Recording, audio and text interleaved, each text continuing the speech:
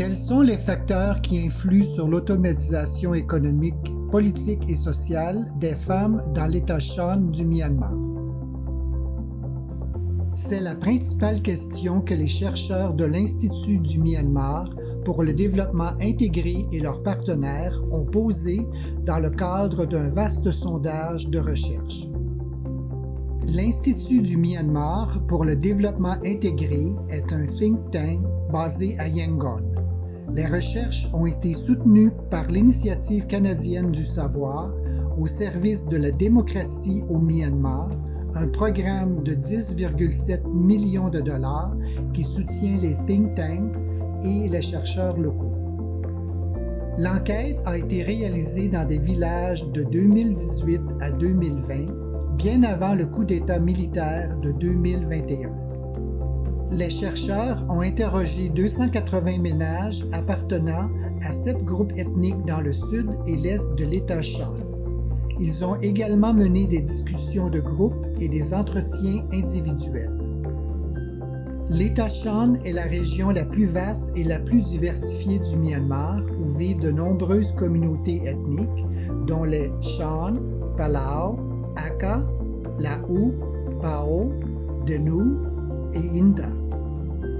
Indépendamment du contexte et du lieu, plusieurs thèmes communs ont été relevés en ce qui concerne l'automatisation des femmes et l'égalité des sexes. Da Nan Le est la seule femme de son comité de développement du village Shan et dirige le groupe d'utilisateurs des forêts communautaires. Elle a contribué à assurer la protection des 400 acres de forêt et aide à gérer les ressources naturelles. Le fait de pouvoir parler birman avec les représentants du gouvernement lui a permis de jouer un rôle de premier plan.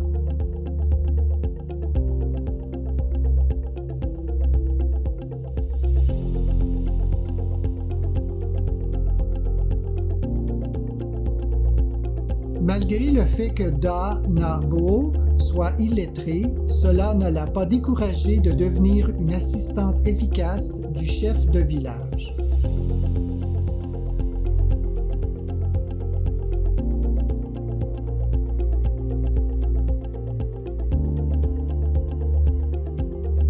Da Mu-mu-e est une dirigeante dans sa communauté. Elle facilite les formations sur les droits des femmes et gère sa propre entreprise.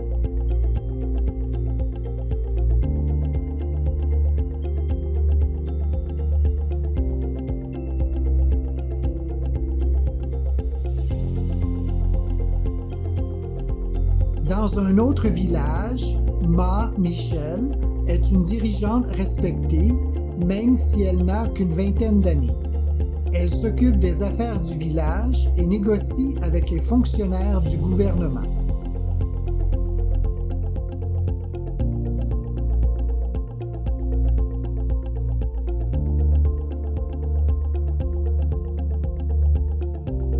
Traditionnellement, les femmes ne sont pas considérées comme des dirigeantes.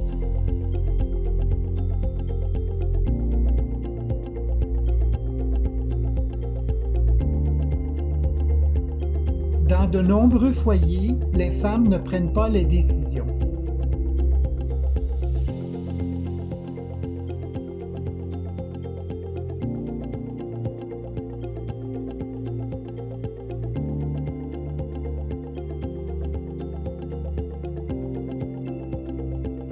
La participation à la vie politique augmente dans certains domaines, mais il y a encore du chemin à faire.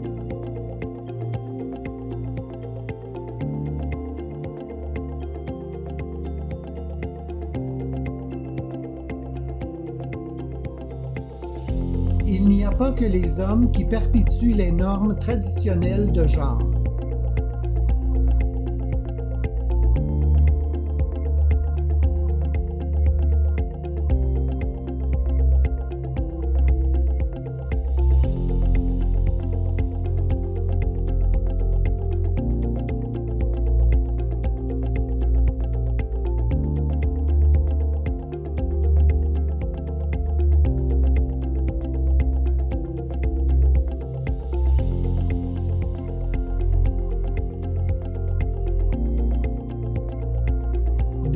Pyoji est une dirigeante communautaire et une enseignante à l'école de son village de Nîmes.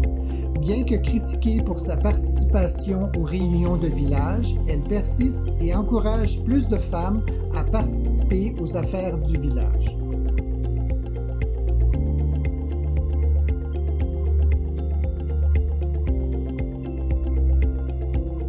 De nombreux villages sont confrontés à la toxicomanie et à l'alcoolisme.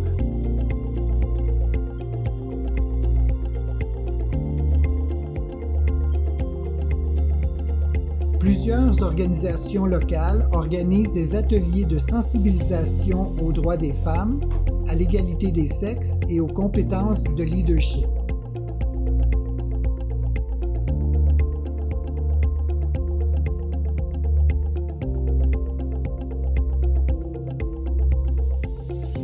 Une autre dirigeante communautaire peut faire participer les femmes à des ateliers, mais cela ne va pas plus loin.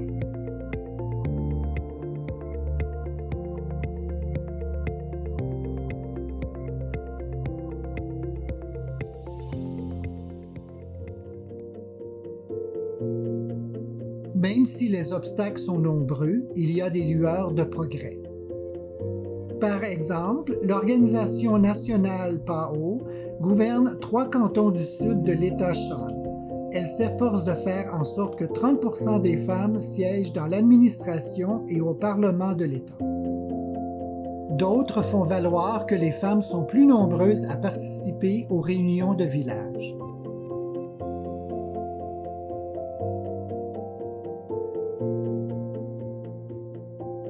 Dans un village Inta, chaque quartier a un groupe de femmes.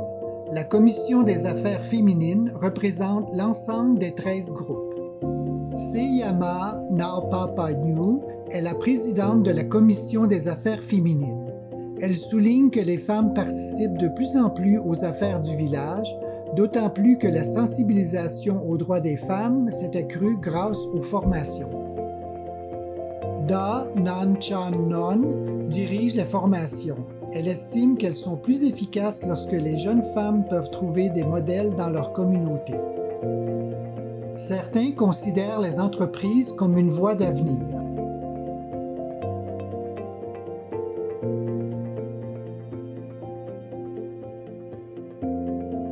Da Nanchautit a travaillé au sein du gouvernement pendant 38 ans et défend aujourd'hui l'éducation et les possibilités économiques des femmes.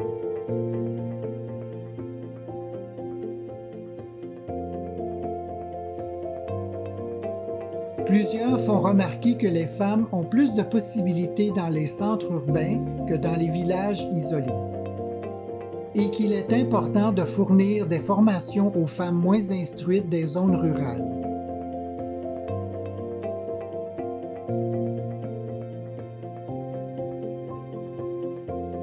Toutes s'entendent pour dire que l'éducation des filles et des femmes est essentielle.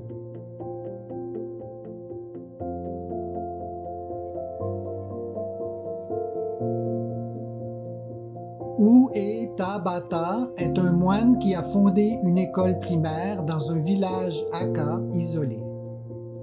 Il dit « Un jour je mourrai, comme les anciens. J'espère donc que la prochaine génération changera cette société. Je forme donc maintenant les jeunes à préparer l'avenir, en particulier les jeunes femmes. »